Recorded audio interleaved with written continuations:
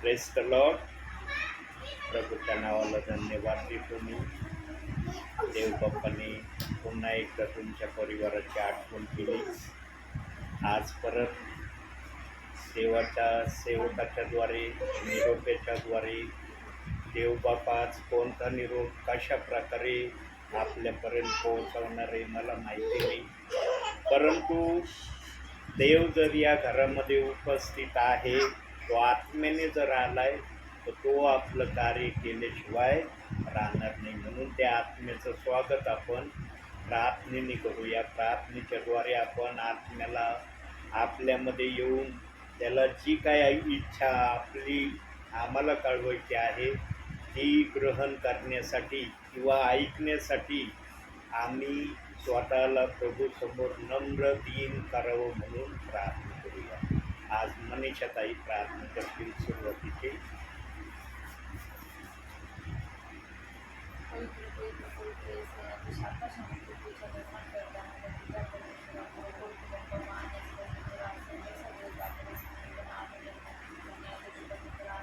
आज सायंकाळी प्रार्थना होणाऱ्या बाप्पा तू आशीर्वादन कर करून आम्हा सर्वांमध्ये तू उपस्थित राहा माझ्या समोर आणि वचनाप्रमाणे सांगत प्रत्येकाला मार्ग दाखवण्याचा समोर बाप्पा प्रभू तुम्हाला सगळी छोटीशी प्रार्थना करून येशू ख्रिस्ताच्या गोड्यात पवित्र नावात मागते.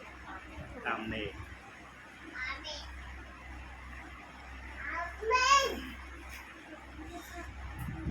डोळे बंद करूया आपण. एक छोटंसं आपण स्तुतीचं कोरस गाऊ, त्यानंतर मग आपण वाचनामध्ये येऊया.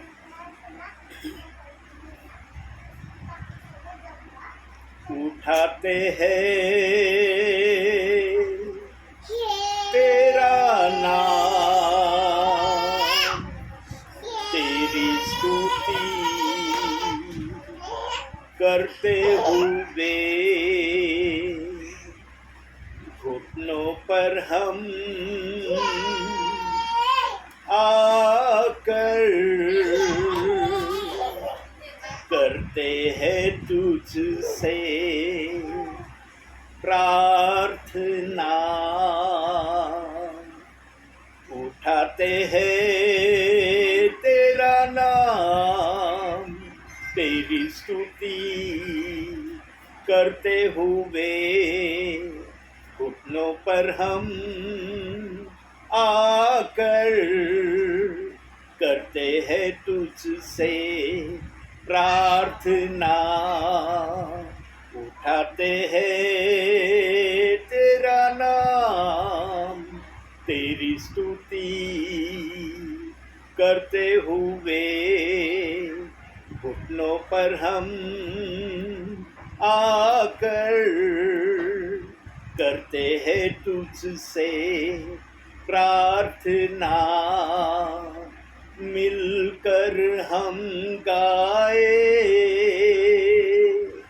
प्रभु की स्तुति हो, मिलकर हम गाए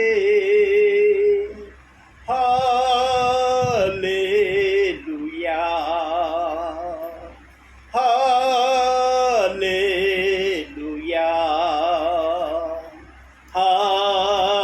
हालेलुया,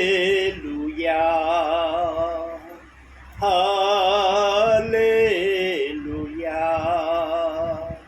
आएगा मेरा यीशु हमें लेने एक दिन, जाएंगे हम उसके संग जहाँ पर होगा अनंत जीवन। आएगा मेरा यीशु हमें लेने एक दिन, जाएंगे हम उसके संग जहाँ पर होगा अनंत जीवन। मिलकर हम गाए प्रभु की स्तुति हो,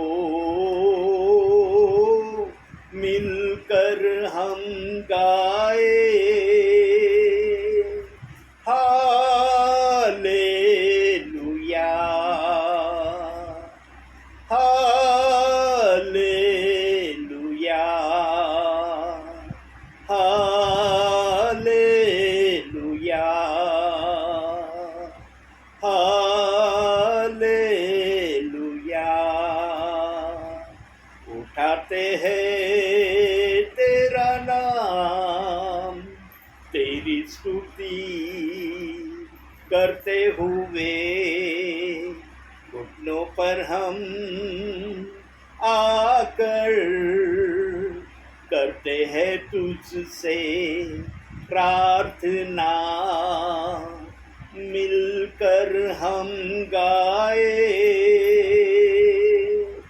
प्रभु की स्तुति हो, मिलकर हम गाए हालेलुया, हालेलुया, हालेलुया,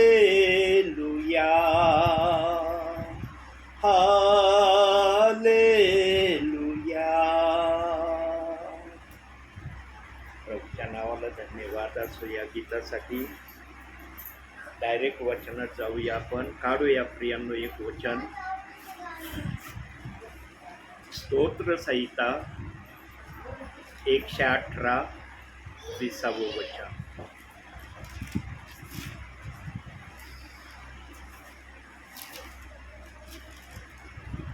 हे परमेश्वराचे द्वार आहे, ह्यातून नीतिमान प्रवेश करो.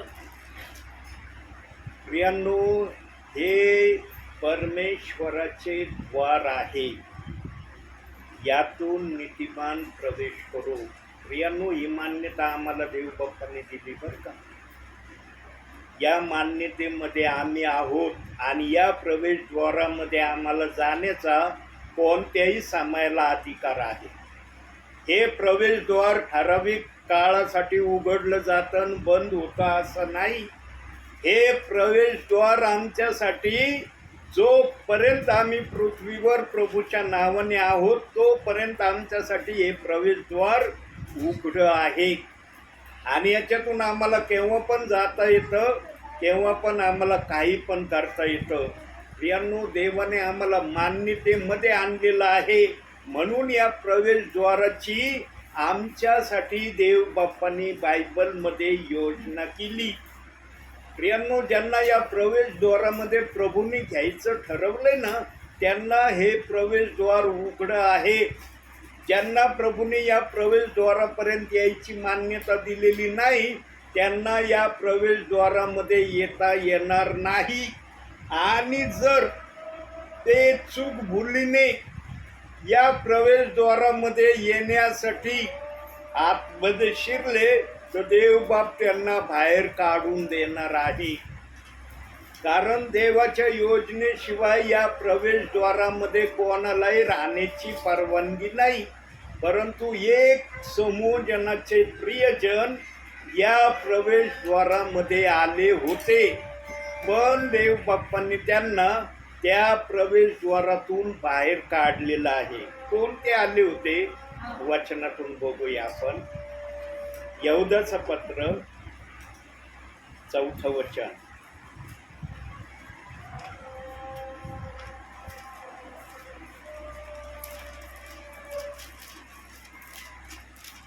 प्रगटीकरणाच्या अलीकडे यहूदाचं पत्र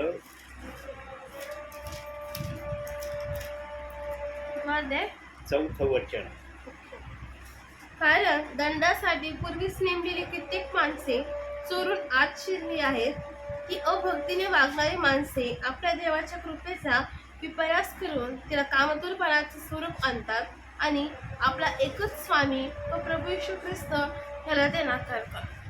प्रियांनो, आपला एकच स्वामी प्रभू येशू ख्रिस्त याला ते नाकारतात. हे शब्द प्रभू का बोलत आहे? प्रभूला या शब्दाचं उच्चारण करण्याची का गरज पडली? आणि जे दंडासाठी होते ते आत शिरले, त्यांना प्रभूने बाहेर का काढलं? कारण प्रियांनो, हे फार मोठं एक रहस्य आहे. आणि या रहस्याची सुरुवात कुठून आहे बघूया आपण.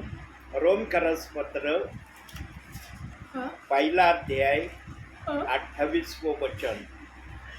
आणखी ज्या अर्थी देवाची जाणीव ठेवण्यास ते मान्य झाले नाहीत त्या अर्थी देवाने त्यांना अनुचित कर्मे करण्यास विपरीत मनाच्या स्वाधीन केले. देवाने यांची भेट घेतली होती आपल्या समयामध्ये. देव यांच्याकडे गेला होता आणि यांना म्हणला, मला तुम्हाला आपल्या राज्यात घ्यायचंय. माझी इच्छा आहे की तुम्ही माझ्या राज्यात यावं आणि माझी स्तुती आराधना करावी. पण हे प्रियजन आपल्या समयामध्ये देव बाप्पाला म्हणाले, मला तुझी स्तुती करायची नाही, तुझ्या नावामध्ये आम्हाला राहायचं नाही. आम्ही आमच्या मनाने वागण्याच्या तयारीमध्ये आहोत आणि आमच्या मनाच्या तयारीमध्ये राहण्यासाठी आम्ही कोणत्याही हद्दीपर्यंत कोणतीही गोष्ट करायला कधी माघार घेणार नाही. आणि जेव्हा देवाबरोबर यांचं हे संभाषण झालं, त्यातले काही जणांना अनुताप झाला, पश्चाताप नाही झाला, अनुताप झाला. अरे, आम्ही सर्व समर्थ देव आम्हाला आपल्या राज्यात घ्यायला इच्छुक होता, आमच्या मुखातून स्तुती आराधना करण्याची त्याने आम्हाला संधी दिली, पण आम्ही परखड शब्दात देवाला सांगितलं, आम्हाला तुझी स्तुती करायची नाही, आम्हाला तुझ्या नावात राहायचं नाही आणि आम्हाला तुझ्या बरोबर चालायचं पण नाही. त्यातले काही जण अनुतापापायी, जसं यहुदाचं पत्र 4थ्या वाचनात सांगितलं, दंडासाठी देवाने त्यांची नियुक्ती केली. ते चोरून आत घुसले, पण देवाने पाहिलं यांनी मला नाकारलेलं आहे, पण हे आज शिरत आहेत. देवाने त्यांना परत बाहेर काढलं आणि शेवटच्या चरणामध्ये देवबाप ते वाक्य बोलत आहे, जे वाक्य आपण रोम 1:28 मध्ये पाहिलेलं आहे. पण असाही एक समूह आहे की त्यांनी होऊन देवाला आमंत्रण दिलं, पण त्या समूहाचं आमंत्रण देवाने मान्य नाही केलं. बघा, देव एका समूहाकडे भेटायला गेला, त्यांनी प्रभूला नाकारलं, पण एक समूह स्वतःहून प्रभूकडे गेला, प्रभूने त्यांना नाकारलं. बघा देवाचं वचन कसं आहे. देव आपल्या मरणाचा मालक आहे, मर्जीचा राजा आहे. हे जे शब्द वारंवार देवाचे दास आपल्या मुखातून काढतात ना, देव बाप खरंच आपल्या मनाचा मालक आहे, आपल्या मनाचा राजा आहे. त्याला जे आवडतं ते केल्याशिवाय राहत नाही. आता कोणता समूह देवाकडे गेला आणि देवाने त्या समूहाला नाकारलं, वचनातून पाहूया आपण. लूकाकृत शुभवर्तमान 10वा अध्याय 24वे वचन. मी तुम्हाला सांगतो, तुम्ही जे पाहत आहात ते पाहण्याची पुष्कळ संदेष्टांनी व राजांनी इच्छा बाळगली, तरी त्यांना पाहण्यास मिळाले नाही, आणि जे तुम्ही ऐकत आहात ते ऐकवायची इच्छा बाळगली, तरी त्यांना ऐकण्यास मिळाले नाही. बघा प्रियांनो, राजांनी संदेष्टांनी आपल्या समयामध्ये, त्या समयामध्ये देवाला त्यांनी अतिशय खुश केलं, प्रसन्न केलं. देवाला मन भरून त्यांनी स्तुतीचा यज्ञ अर्पण केला आणि देव पण त्यांच्या अर्पणाने खुश झाला, समाधानी झाला. पण त्यातले काही प्रियजन, काही राजे, काही संदेष्टे देव बाप्पाला म्हणाले आपल्या समयामध्ये, तू पृथ्वी बनवणार आहे, पृथ्वीवर मनुष्याची जडणघडण करणार आहे आणि तू पृथ्वीवर 1000 वर्षाच्या राज्याकरिता जाणार आहे, हे आम्हाला कळत आहे. तिथं आम्हाला जाण्याची तू मान्यता दे. प्रियांनो, जे देवाच्या सान्निध्यामध्ये असतात ना, त्यांना देवाच्या मनातल्या काय योजना आहेत ना, त्या आपोआप कळतात. आम्हाला नाही कळत, आम्हाला देवाने सांगितल्याशिवाय कळत नाही. पण देवाच्या सान्निध्यामध्ये आता राजे संदेष्टे होते म्हटल्यावर, इतके महान थोर प्रियजन जर प्रभू बरोबर होते, तर त्यांना प्रभूच्या मनातल्या योजना त्या समयात कळल्या होत्या. म्हणून त्यांनी मागणी केली की आम्हाला पृथ्वीवर जाण्याची संधी तू दे आणि पृथ्वीवर पण आम्हाला तुझी स्तुती आराधना तशी करायची आहे जशी या ठिकाणी आम्ही तुझी केली. पण देवबाप त्यांना म्हणाला, मी तुमच्या स्तुती आराधनेने याच ठिकाणी इतका प्रसन्न झालेलो आहे, इतका खुश झालेलो आहे की मला पृथ्वीवरून तुम्ही पुन्हा एकदा स्तुती आराधनेने उंच व्हावं याची मी अपेक्षा करत नाही. कारण मला पृथ्वीवर माझ्या हाताने घडलेल्या मनुष्याकडून फार उंच होण्याची इच्छा आहे. आज मनुष्य किती उंच करतोय देव बाप्पाला? 24 तासाचा वेळ देवबाप आम्हाला देतो. आम्ही प्रभूच्या सानिध्यामध्ये 5 मिनिटं स्तुती आराधनेचा यज्ञ देवबाप्पाला सादर करतो का? फक्त स्तुती आराधना, प्रभूला धन्यवाद, प्रभूची स्तुती, प्रभूची आराधना आम्ही 5 मिनिटं करतो का आमच्या भावी जीवनामध्ये? पण राजांनी, संदेष्ट्यांनी जी स्तुती आराधना वर केली होती त्याच लेवलची स्तुती आराधना काही अंशी या पृथ्वीवर करण्याची इच्छा प्रगट केली. पण देवबाप म्हणला, नाही, सर्व तुम्हालाच मिळाल्यावर माझ्या हाताने घडलेल्या मनुष्याकडून पण मला काही भेटलं पाहिजे ना, त्यांच्याकडून पण मला समाधानी व्हायचंय ना.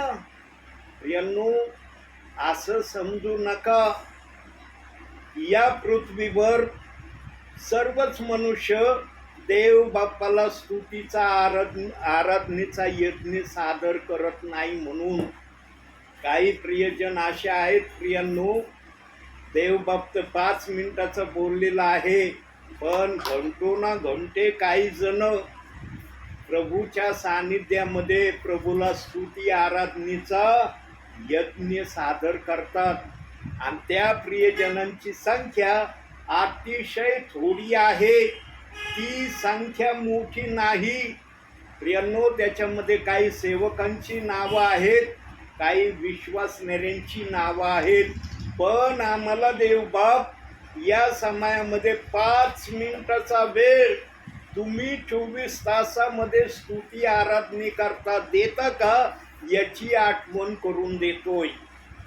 आम्ही किती खालच्या लेवलमध्ये आहोत प्रियांनो, की आम्हाला देवाला स्तुती आराधनेचा 5 मिनिटाचा समय आमच्याजवळ नाही. आम्हाला हे माहिती आहे की देव बाप्पाला स्तुती आराधनेचा यज्ञ आवडतो, पण आम्हाला देण्याची इच्छा होत नाही. यांनो, आत्मा नेहमी उत्सुक आहे, पण हे शरीर आम्हाला साथ देत नाही. हे शरीर आम्हाला ते करू देत नाही जे आत्मा करण्याच्या उत्सुकतेमध्ये असतो. म्हणून मग त्याच्या 26व्या अध्यायामध्ये सांगितलंय, आत्मा उत्सुक आहे परंतु शरीर अशक्त आहे. यांनो, या शरीराला जर बलवान करायचं असेल तर वचन वाचल्याशिवाय हे शरीर बलवान होणार नाही. वचनामध्ये हर प्रकारचा गुण आहे प्रियांनो. वचन हर असंभव गोष्टीला संभव करायला समर्थ आहे.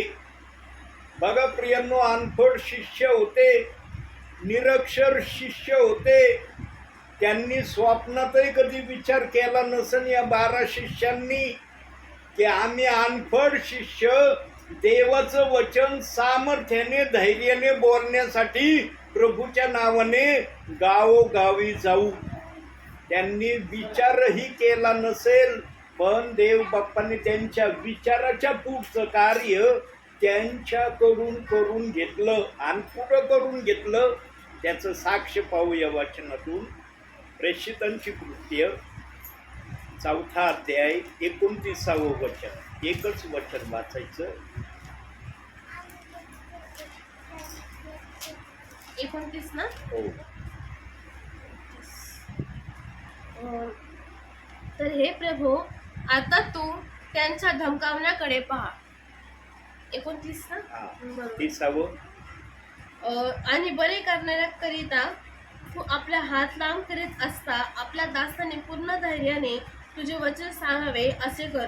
तुझा पवित्र सेवक येशू याच्या नावाने चिन्ह व अद्भुते घडावी असेही कर. बघा, तुझ्या नावाने आम्ही वचन सांगावं अशी कृपा तू आमच्यावर कर.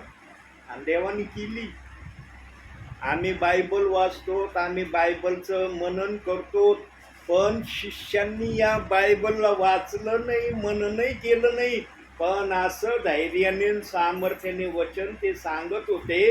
5,000 4,000 7,000 लोकांचा भरणं प्रेषितांची कृत्य 4थ्या अध्यायापासून 6व्या अध्यायापर्यंत बघा प्रियांनो, कशा कशा हजारो लोकांना पेत्राच्या एका एका भाषणाने देवाच्या राज्यात येण्याची संधी मिळाली.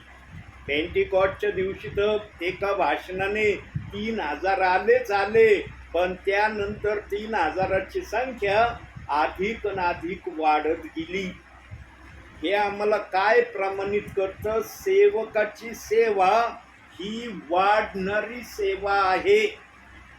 सेवकाला देव अनेक ठिकाणी आपल्या कार्यासाठी सेवेसाठी उपयोगात आणणार आहे, पण ऐकणारे त्या गोष्टीला आपल्या जीवनात किती घेतील आणि त्याप्रमाणे करतील हे विश्वासणाऱ्यांवर देव बाप्पाने ठेवलंय.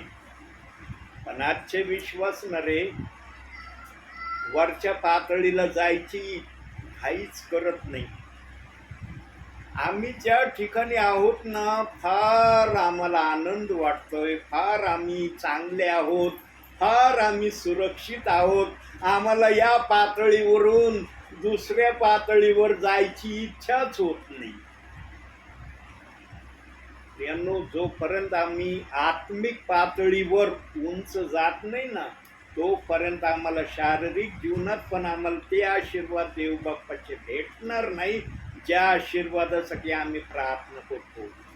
आज बहुसंख्य जणांच्या प्रार्थना ना आत्मिक गोष्टीपेक्षा शारीरिक गोष्टी मागण्यामध्ये जास्त वेळ खर्च करतात. ते आत्मिक जीवनात वाढण्यासाठी शक्यतो प्रार्थना केली जात नाही. काही जण करत असतील, पण काही जण फक्त शारीरिक, मला ही आशा आहे, मला हे पाहिजे, मला ते पाहिजे आणि माझ्या मनात हे आहे. आत्मिक जीवनामध्ये वाढा, शारीरिक जीवनामध्ये आपोआप देव बाप्पांची उन्नती केल्याशिवाय राहणार नाही. आणि देव बाप्पांनी तसा पुरावा बायबलमध्ये वचनासह आम्हाला दिलाय. देवाचा आत्मा जर या विचाराला प्रगट करतोय ना, तर देवाच्या आत्म्याजवळ या विचाराचा साक्षीदार वचन आहे. आणि ते वचन आपण बघूया. मत्ती शुभवर्तमान 6वा अध्याय 33वे वचन. बघा किती सबळ पुरावा आहे पवित्र आत्म्याजवळ.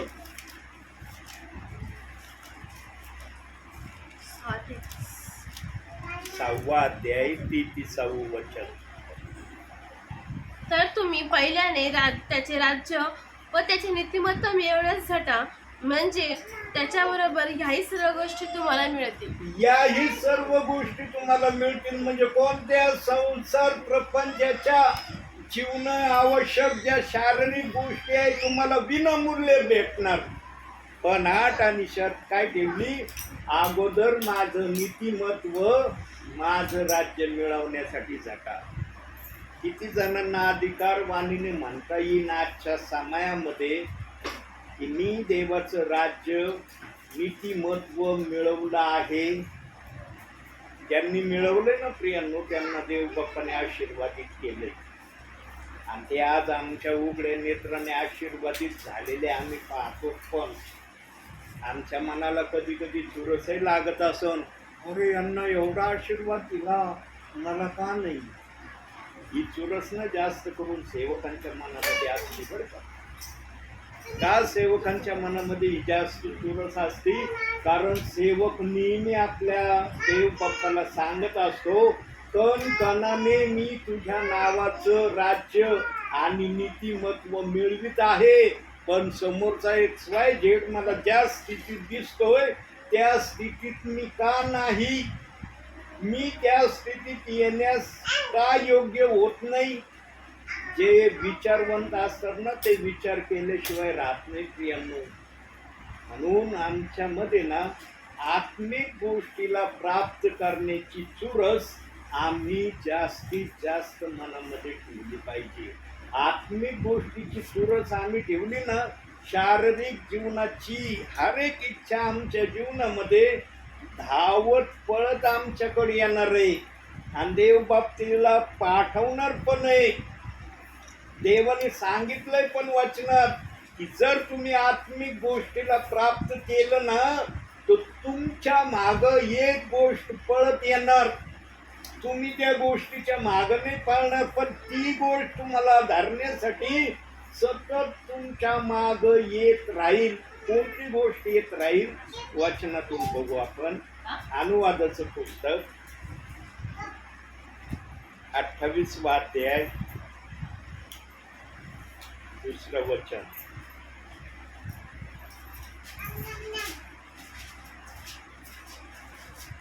उत्पत्ती, निर्गम, लेवी, गणना, अनुवाद 28 2. सांगू वाचतो. तू आपला देव परमेश्वर यांची वाणी ऐकशील तर हे सर्व आशीर्वाद तुझ्याकडे धावत येतील. बघा, आशीर्वाद तुमच्या माग पळत येतील. पण आजच्या समयामध्ये काही जण आशीर्वादाच्या माग पळते. आशीर्वादाच्या माग जो पळतो ना प्रियांनो, आशीर्वाद कधीच त्याच्यापर्यंत जाणार नाही आणि तो त्या आशीर्वादापर्यंत पोहोचणार नाही. पण आशीर्वाद जर आमच्या माग प्रभूच्या नावाने आलं ना तर तो आशीर्वाद आम्हाला आशीर्वादित केल्याशिवाय राहणार नाही. आणि असे काही प्रियजन आज आम्ही जगामध्ये उघड्या नेत्राने पाहतो की ते प्रभूमध्ये किती आशीर्वादित आहेत. यांनो, ज्यांच्या जवळ वचन आहे ना ते सर्वात जास्त आशीर्वादित आहेत आणि त्यांच्या जवळच सगळ्या चांगल्या गोष्टीची रेलचेल त्यांच्या घरामध्ये आहे. प्रथम आमच्या हृदयात देवाचा आत्मिक आशीर्वाद असणं गरजेचं आहे. ज्यांच्या हृदयात देवाचा आत्मिक आशीर्वाद आहे ना प्रियांनो, त्यांना देवबाप आशीर्वादित केल्याशिवाय राहणार नाही. हा वेळ लागन पण ते आशीर्वादित झाल्याशिवाय राहणार नाही. पण काही जणांना देव बाप्पाने आत्मिक पातळीवरच खूप आशीर्वादित ठेवलेलं आहे. देव बाप कोणालाही कोणत्याही पातळीवर कसंही आशीर्वादित ठेवायची तो इच्छा करू शकतो. पण आम्ही कधी कधी देवाच्या इच्छेप्रमाणे स्वतःला प्रभू समोर सादर करण्याची तयारी दाखवत नाही. बहुसंख्य सेवकांना वाटतं मी सेवा करतो, माझ्याजवळ शारीरिक आशीर्वाद भरपूर असावे. आणि काही सेवक संदेशामध्ये ते बोलूनही दाखवतात. मग त्यांचे संदेश कसे असतात? तुम्ही हे करा, तुम्हाला ते भेटन, ते भेटन, हे होईल, ते होईल. रेणू, देवाला झालं पाहिजे ते देण्याची. आम्ही तर नेहमी घेण्यासाठीच बसलो, पण देवाची इच्छा झाली पाहिजे. म्हणून देवबाप वचनात काय बोललाय? याकोबाचं पत्र 1 अध्याय 17वं वचन. बघा देव काय बोलतोय त्या ठिकाणी. एप्रिकाराच्या नंतर याकोब 1 अध्याय 28वं वचन. सॉरी, 1 अध्याय 17वं वचन. प्रत्येक उत्तम देणगी व प्रत्येक पूर्ण दान वरून आहे, ज्याला विकार नाही व जो फिरणाऱ्याने छायेत जात नाही, अशा ज्योती मंडळाच्या पित्यापासून ते उतरते. बस. प्रत्येक देणगी, प्रत्येक दान वरून आहे म्हटलंय.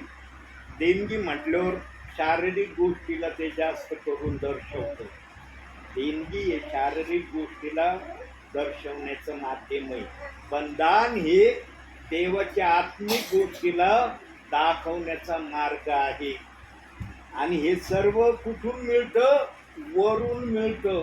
खालून नाही भेटत, वरून मिळतं. वरून मिळवण्यासाठी आमचा संबंध वरच्या बरोबर चांगला असला पाहिजे. आणि चांगला संबंध आमचा वरच्या बरोबर ठेवण्यासाठी आम्हाला एका वचनामध्ये सतत राहण्याची गरज आहे. आणि काही सेवकांनी बायबलच्या एका वाचनाला टेलिफोनचा नंबर देखील म्हटलेला आहे. देवाचा कॉलिंग नंबर सुद्धा त्या वचनाला नाव दिलंय. कोणत्या वचनाला दिलंय बघू या वचनात जाऊन आपण. इर्मयाचं पुस्तक 33वा अध्याय 3रं वचन. यशायाच्या नंतर तिसरा अध्याय 33वा अध्याय 3रं वचन. हे तिसरा. हो,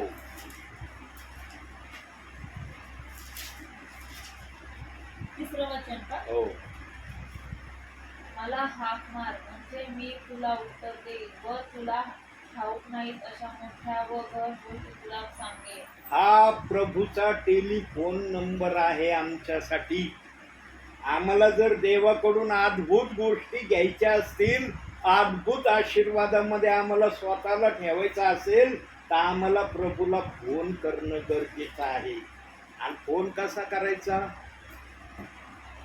फोन करायची माहिती असली पाहिजे. आता फोन कर म्हणजे काय? प्रथम आम्ही वचन वाचणं, दुसरं प्रार्थना करणं. हा फोन आहे.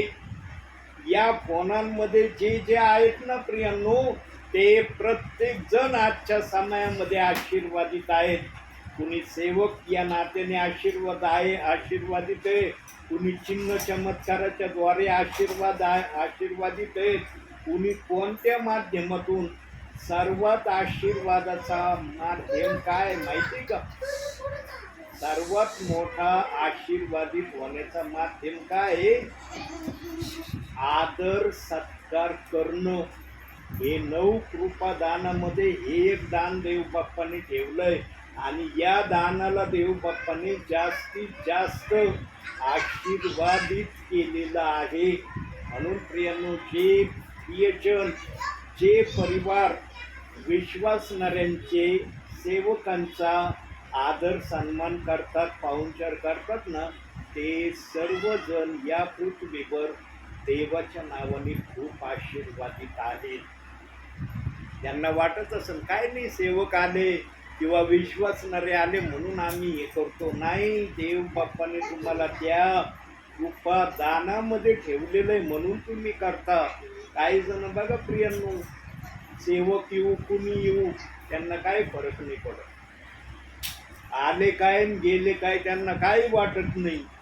पण ज्यांना प्रभूने हे कृपादान दिलंय ना, ते कधीच सेवकाला म्हणा, विश्वासणाऱ्याला म्हणा, निर्मुखी आपल्या घरातून जाऊ देत नाही. आमच्या इथं नेहमी आजपर्यंत जे पण सेवक आमच्या घरी प्रार्थनेला येतात ना, त्यांना कधीच निर्मुखी फाटली.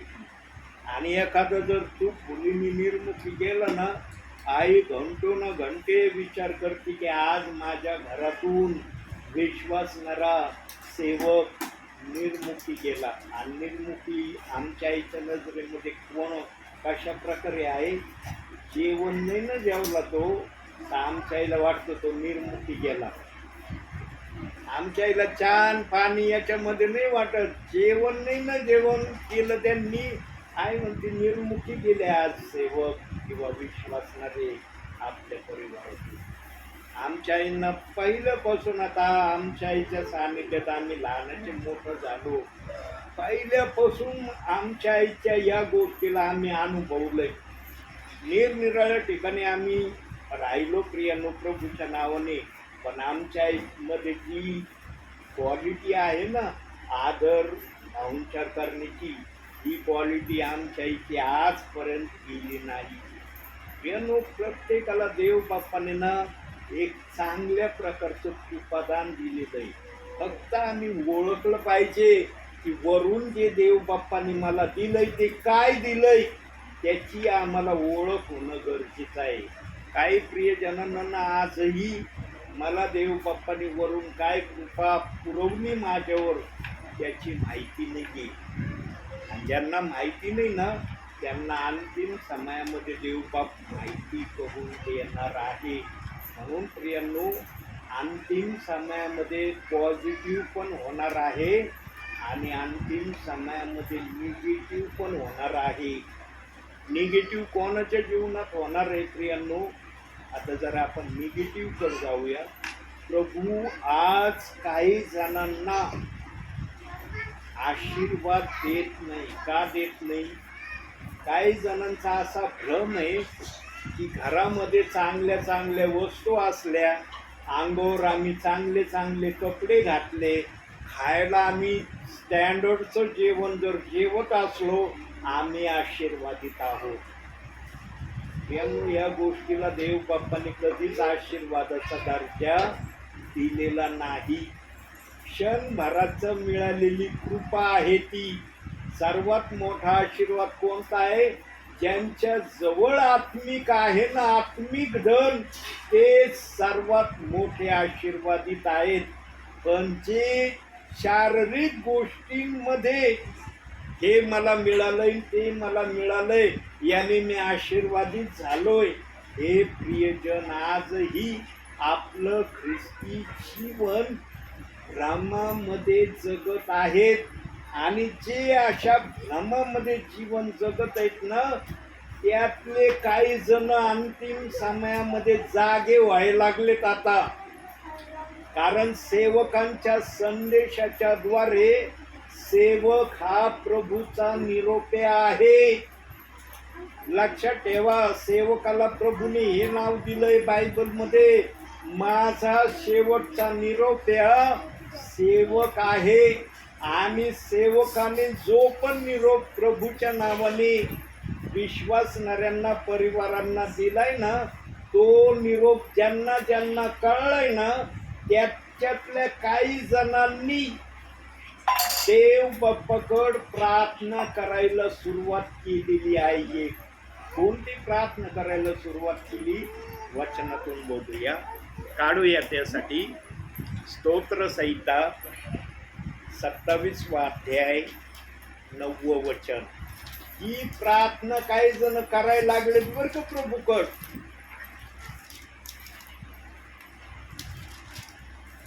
स्तोत्रसंहिता 27 तू अध्याय. आपले मुख माझ्या दृष्टी आड करू नको, आपल्या सेवकाला रागाने दूर घालू नको. तू माझे सहाय्यक होत आला आहेस, हे माझा उद्धारक देवा. माझा त्याग करू नको, मला सोडू नको. काही जण विश्वासणारे देवाला आत्म्याच्या प्रेरणेने मध्यस्थी करायला लागलेत. कारण जे शारीरिक जीवनामध्ये रममान झालेत ना, जे बायबलला हात लावित नाही, प्रार्थना करण्याचा कंटाळा येतो, सेवक गण आले तर प्रार्थनेला बसण्याची इच्छा दाखवित नाही, ते प्रियजन देवाला हात जोडून विनंती करायला लागलेत, देव बाप्पा आम्हाला सोडून जाऊ नको. का ते हे शब्द बोलत आहे? कारण त्यांच्याकडून जर देवाचे एक कार्य होत नाही, देवाच्या गोष्टी जर त्यांच्या हातून होत नाही, तर त्यांना देवाचा आत्मा जाणीव करून द्यायला लागलाय की देव तुझ्यापासून निघून जाण्याच्या तयारीत आहे. जसा तो न सांगता तुझ्यामध्ये आला ना, तसा तो न सांगता तुझ्यामध्ये निघून जाण्याची तयारी करत आहे. का? कारण तू कधीच देव बाप्पाकडे लक्ष देत नाही. देवाचा आदर सन्मान तू करतच नाही. तू देवाचा आदर सन्मान नाही करत, माणसाचा कधी करणार? आणि खरं आहे प्रियांनो, जे देवाचा आदर सन्मान करतात ना, तेच मनुष्याचा आदर सन्मान करतील. जे देवाचा आदर सन्मान नाही न करत आत्म्याने खरेपणाने, त्यांना मनुष्याचा आदर सन्मान तसा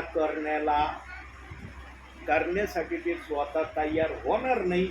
जसा आदर सन्मान देवबाप त्यांच्याकडून करून घेण्याची अपेक्षा करतो. म्हणून ते प्रार्थना करायला लागलेत. त्याच्यामध्ये काही सेवकांचे पण नाव आलेत. काही सेवकांना देखील देवबाप्पांनी त्याच्यामध्ये पाहिलंय. आणि ते सेवक पण हात जोडून म्हणत आहे, प्रभू मला सोडून जाऊ नये. यांनो, अंतिम समयामध्ये दुधाचं दूध, पाण्याचं पाणी देवबाप करत आहे.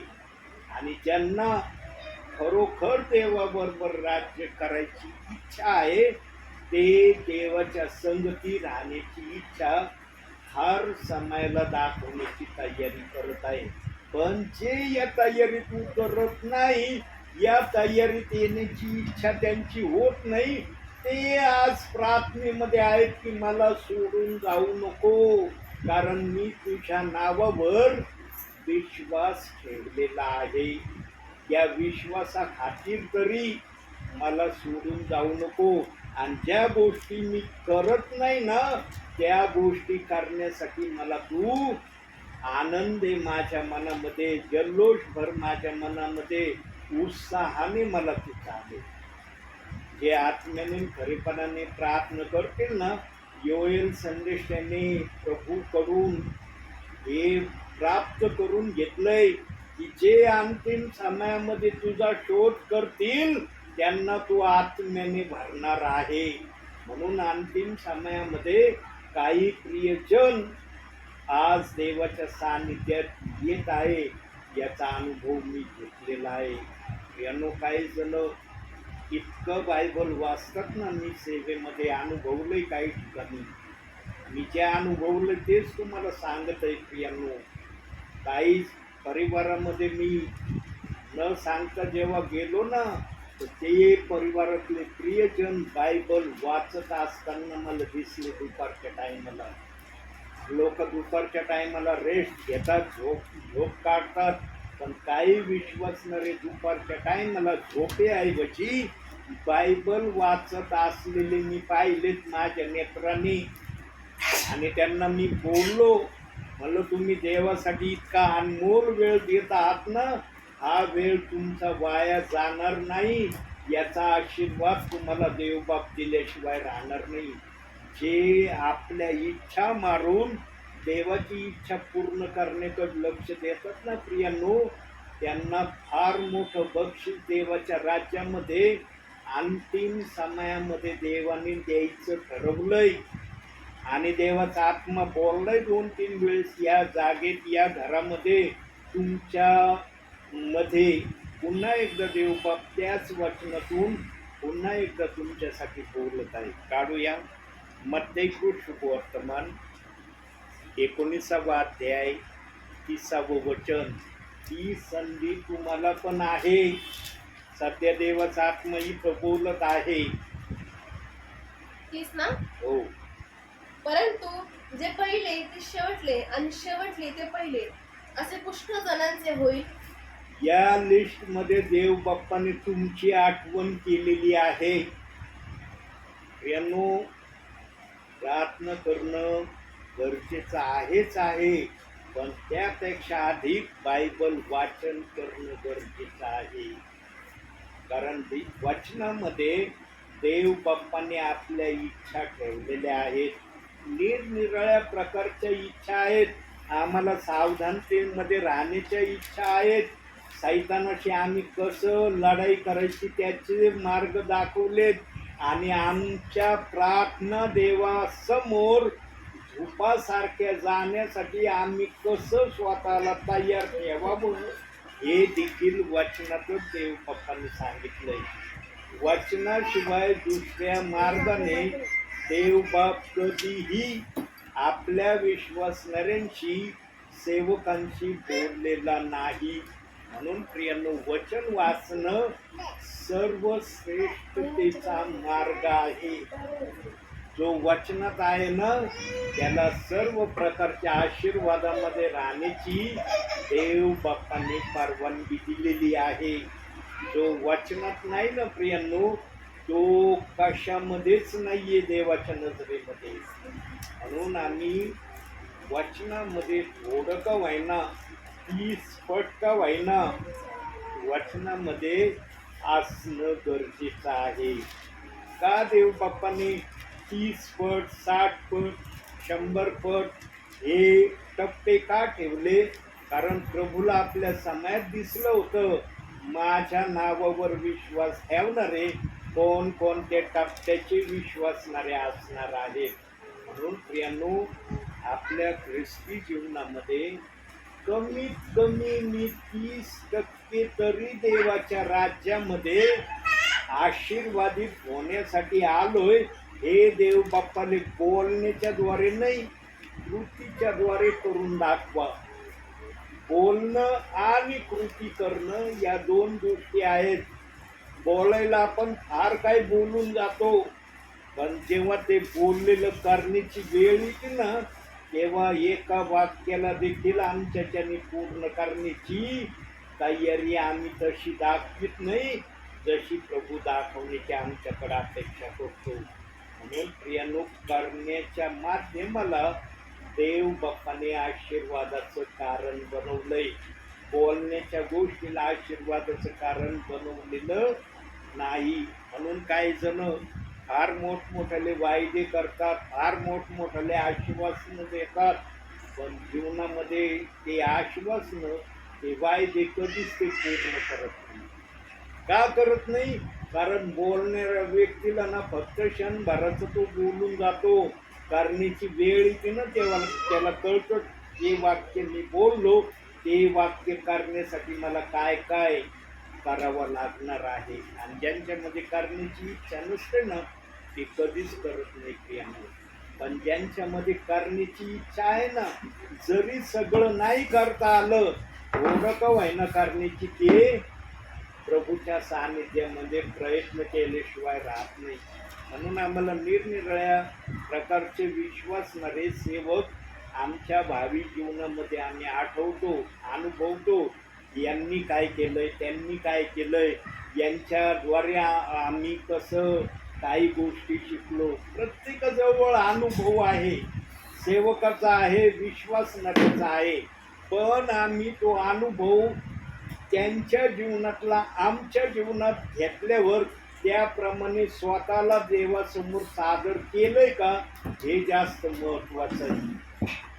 आणि त्याच्यामध्ये संदेशाला देव बाप्पाने सर्वात मोठं प्राधान्य दिलंय. सर्वात मोठं प्राधान्य संदेशाला आहे. म्हणून देवबाप म्हणतो, माझा सेवक माझा निरोपी आहे. जो आत्म्यातून बोलतो ना, त्याचा संदेश हा आत्म्याचा निरोप आहे आपल्यासाठी. आज बघा, आजच्या समयात सेवकांचे संदेश ऐकायला ना काही जण हलगर्जीपणा करतात. हे विशेष करून चर्चमध्ये आम्हाला दिसतं. चर्चमध्ये ना प्रियांनो, कधी पण आम्ही गेलो ना, जोपर्यंत प्रार्थना समाप्त होत नाही ना, तोपर्यंत आम्ही चर्चमध्ये उठून बाहेर गेलं नाही पाहिजे.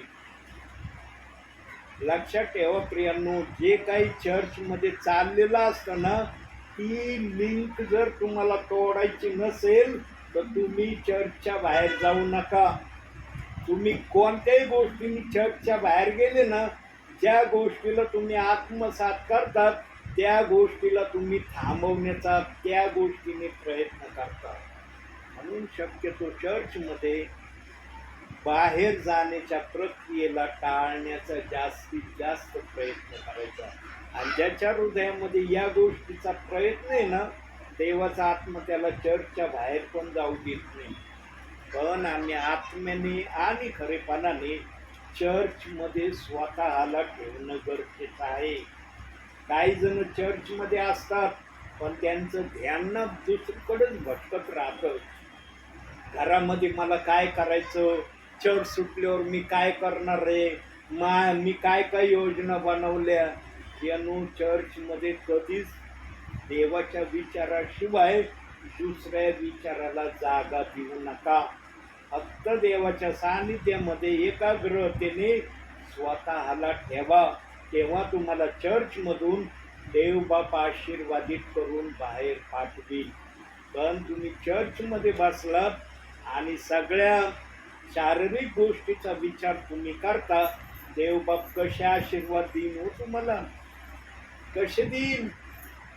बसला तिथं पण तुमचं ध्यान दुसरीकडे भटकतंय, कसे आशीर्वाद येतील तुमच्याकडं. म्हणून चर्चमध्ये आम्ही फार सावधानतेने जाणं गरजेचं आहे.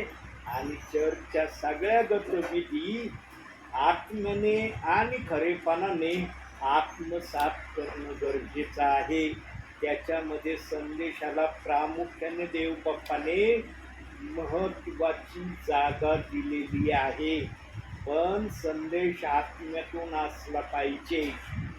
कारण आत्म्यातून येणारा संदेश आणि बुद्धीतून येणारा संदेश किमान एवढी तरी ओळख विश्वासणाऱ्यांना देव बाप्पांनी कळून दिलेली आहे की आत्म्याचा संदेश कोण सांगतंय आणि बुद्धीचा संदेश कोण सांगतंय.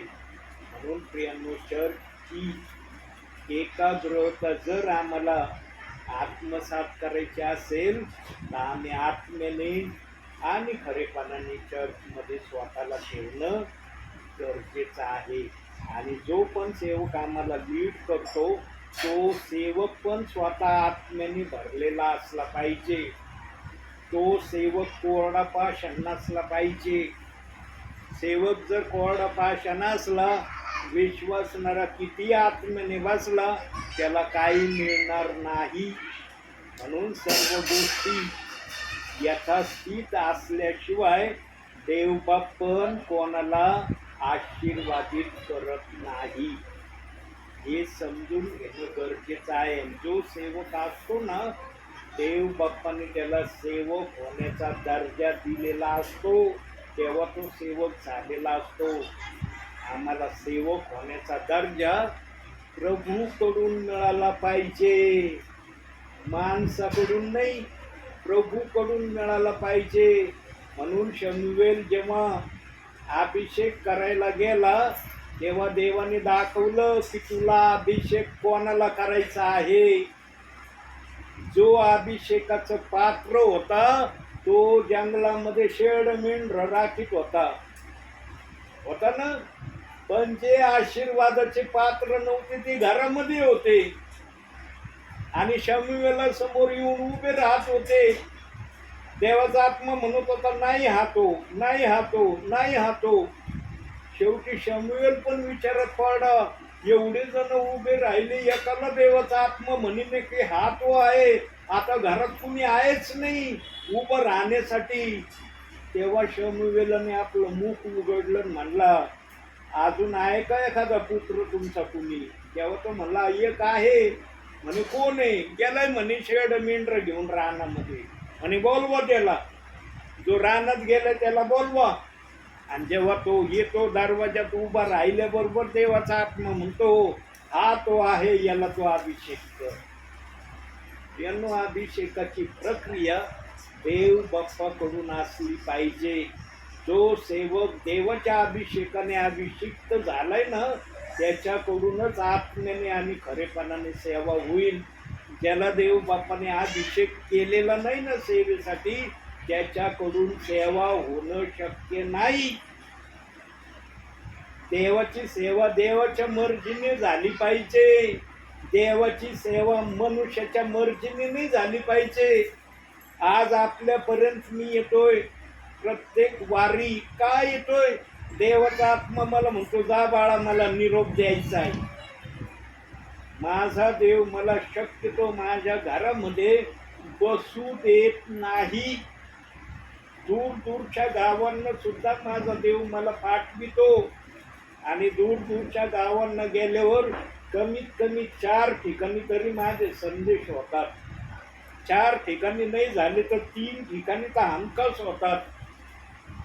ज्याला देवाने अभिषेक केला ना, तो शांत बसत नाही. त्याला देवाला उंच करण्यामध्येच आनंद तो ठेवतो. म्हणून सेवकाने आत्म्याने खरेपणाने आपल्या विश्वासणाऱ्यांना देवाच्या सानिध्यामध्ये आणणं गरजेचं आहे. जिथं अशी प्रक्रिया आहे तिथं सेवा वाढणार आहे. जिथं अशी प्रक्रिया नाही तिथं काय होईल मला सांगता येणार नाही. म्हणून प्रियांनो, हे जे प्रियजन आहेत मला सोडून जाऊ नको म्हणणारे, त्यांना या सगळ्या गोष्टी समजतात, दिसाय लागतात की अरे आत्म्याने खरेपणाने सेवा करण्याचा अर्थ काय आहे. पण वेळ गेलेली, जी वेळ गेली ना ती वेळ परत येत नाही. पण जी वेळ त्यांच्याकडून जाणार आहे ना, त्या वेळेला ते आशीर्वादामध्ये बदल करण्यासाठी म्हणत आहे, मला सोडून जाऊ नको, कारण मला आता आशीर्वादामध्ये येण्याची मी तयारी करत आहे. आतापर्यंत मी आशीर्वादापासून दूर दूर राहत होतो, पण आता मी आतला जो माझा आत्मिक माणूस आहे ना, तो जागा झालाय. तो म्हणतो, तू फार आशीर्वाद देवाचे गमवले, आता तरी काही देवाचे आशीर्वाद प्राप्त कर. म्हणून अंतिम समयामध्ये देव बाप्पाचा सेवक आत्म्याने आपल्याकडे येत येईल. काही जणांना वाटतं काय नाही, यांना नुसतं घरोघरी जाऊन प्रार्थना करण्याचा आदेश आहे म्हणूनही येतात. कोणाला कोणाकडे जायची काही गरज राहिली नाही प्रियांनो. कोणी कोणाचा इच्छुक नाही राहिलेला. ज्याला त्याला स्वतःच पडलंय, माझं कसं चांगलं होईन याच्याच माग तो लागलाय. दुसऱ्याचा विचार करायला त्यांच्याजवळ वेळच नाही. दुसऱ्याचा विचार करण्यासाठी ना फक्त देवाजवळ वेळ आहे, आणि देवाजवळ सर्वांसाठी वेळ आहे. म्हणून सेवकांना तो सांगतो, जा या ठिकाणी, जा त्या ठिकाणी. जे आत्मेचे सेवक आहेत ना, ते देवाच्या सांगण्याप्रमाणे आजच्या या घडीला निरनिराळ्या ठिकाणी देवाची सेवा करत असलेली दिसत असतील. सेविका पण असतील, ब्रदर पण असतील. त्याच्यामध्ये ज्याला आत्मा चालवितो ना, त्याला आत्मा शांत बसवित नाही प्रियांनो. एका परिवारात एका विश्वासणाऱ्याला जर वचन सांगितलं ना, देवाचा आत्मा त्या सांगणाऱ्याला म्हणतो, तू माझी सेवा केली. हे आहे देवाचं सेवेचं मुख्य हेतून उद्देश. आज किती सेवक, किती सेविका, किती ब्रदर या गोष्टीप्रमाणे प्रभूची सेवा करत आहेत. जे करत आहेत ना, ते देवाच्या आत्मेप्रमाणे चालत आहेत. जे करत नाहीत ना, त्यांनी ते देवाने त्यांना नियुक्त केलंय, पण ते देवाचं कार्य करायला हलगर्जीपणा करत आहे. देवाच्या कार्यामध्ये हलगर्जीपणा कधी तुम्ही करू नये प्रियांनो. देवाचा आत्मा सर्वांना बोलत राहतो, माझ्या बाळा, माझ्या दासा, हे कर ते कर. पण काही जण ऐकत आहेत, काही जण ऐकत नाही. आणि जे न ऐकणाऱ्यामध्ये आहेत ना, ते या ठिकाणी म्हणत आहेत, मला सोडून जाऊ नको, कारण मी फार हलगर्जीपणा तुझा केलाय. आता नम्रतेने तुझ्या समोर येण्याची माझी तयारी आहे. म्हणून प्रियांनो, आणखी एक वचन आपण बघू, आणि हे वचन शेवटचं वचन आपल्यासाठी. स्तोत्र संहितेमध्येच जाऊ आपण. 40वा अध्याय 11वं वचन, शेवटचं वचन.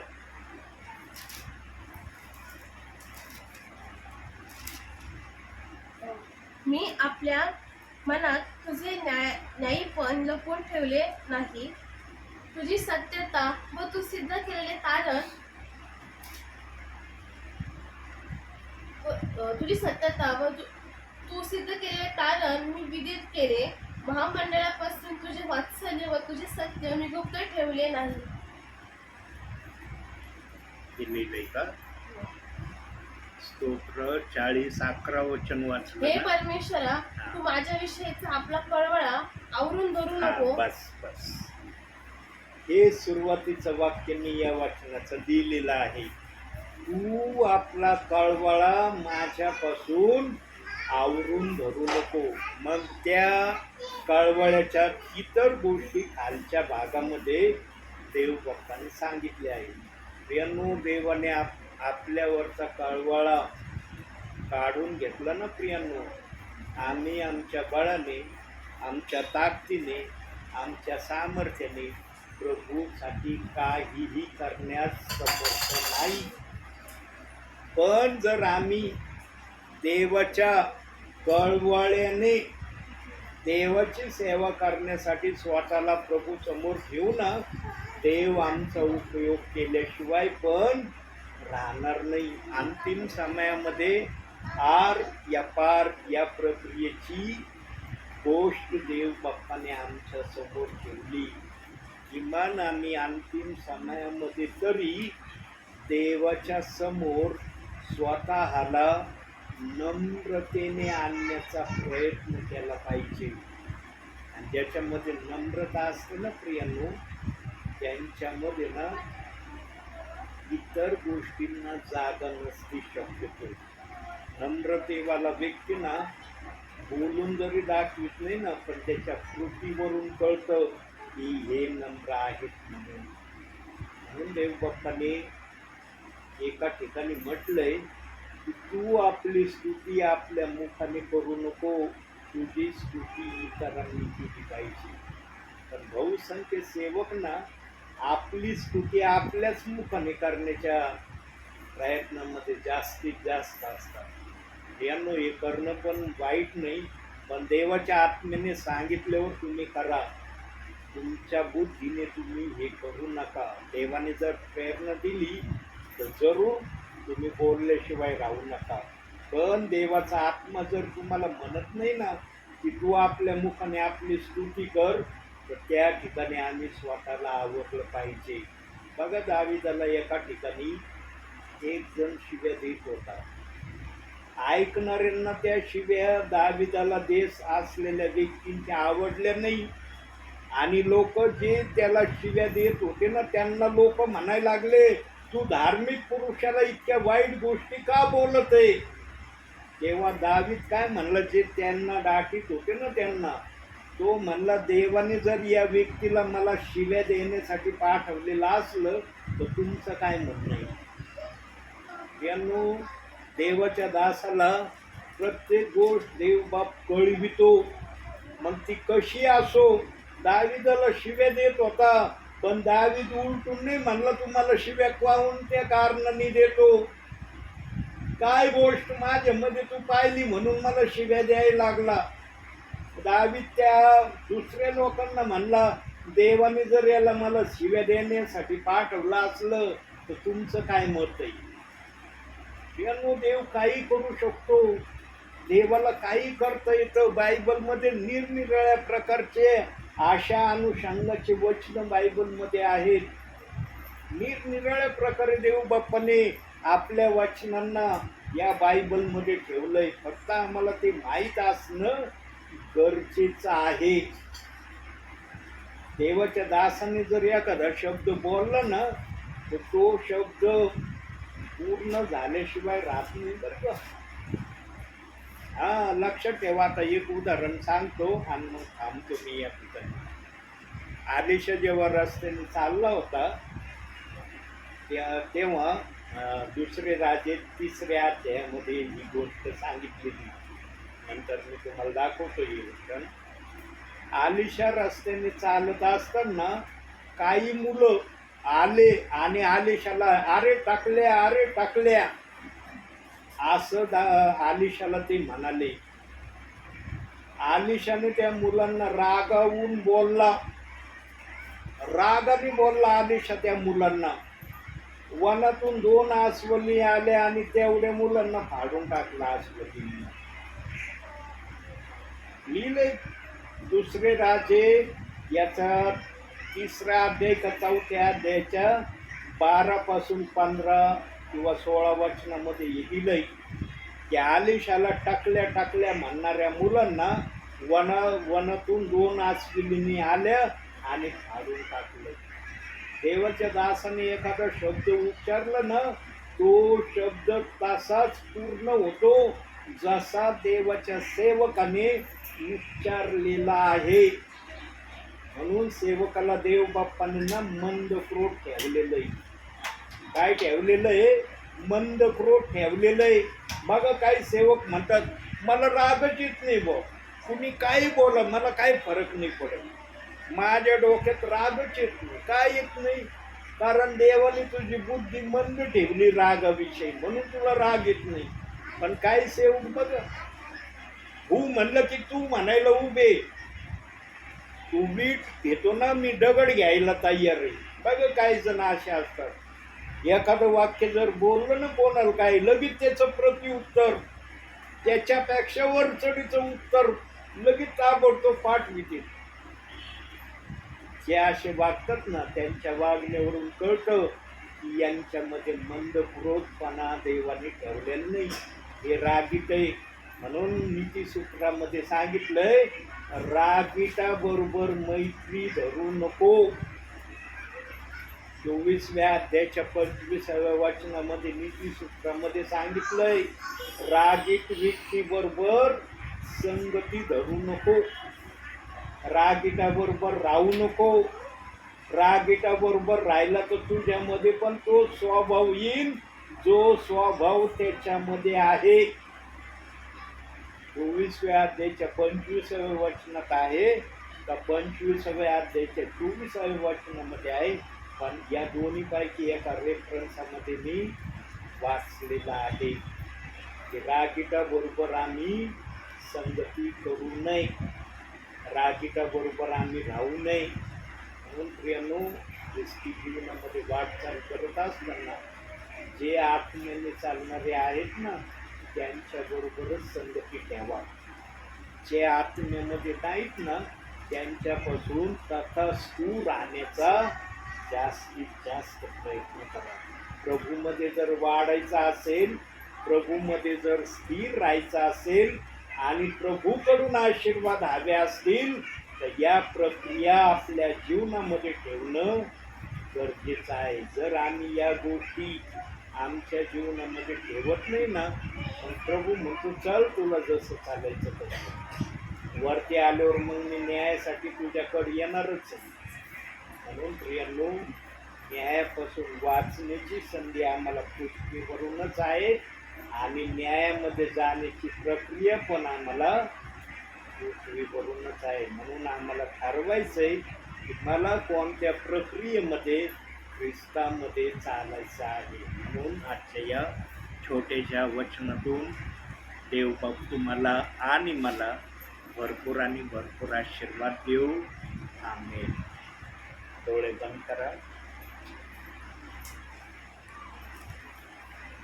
काही सेकंद आपण शांत राहू.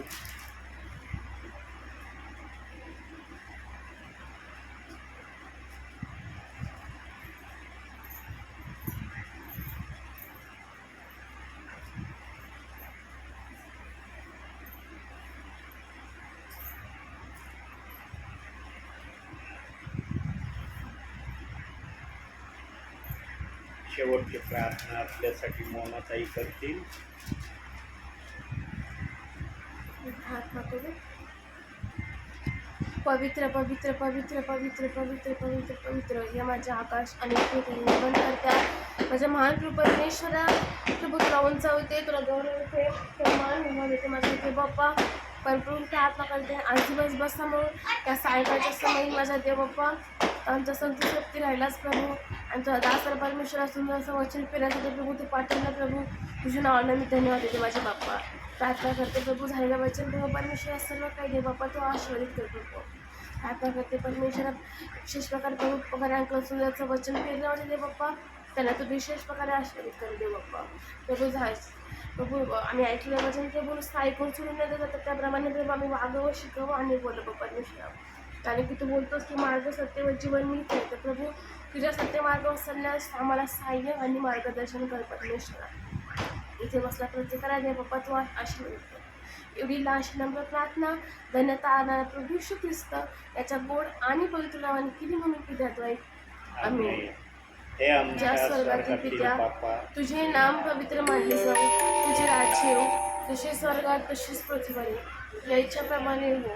आमची रोजची भागाला समज दे आणि जसे आम्ही आमच्या ऋणास ऋण सोडले आहे तसेच तू आमची ऋणे आम्हास सोडव आणि आम्हाला परीक्षेत आणू नकोस तर आम्हास वाईटापासून सोड. कारण की राज्य सामर्थ्य आणि गौरव ही सर्व काळ तुझीच आहे. आमेन. प्रभु येशू रक्त की जय. प्रभू येशू रक्त की जय. प्रभू येशू रक्त की जय. आमेन.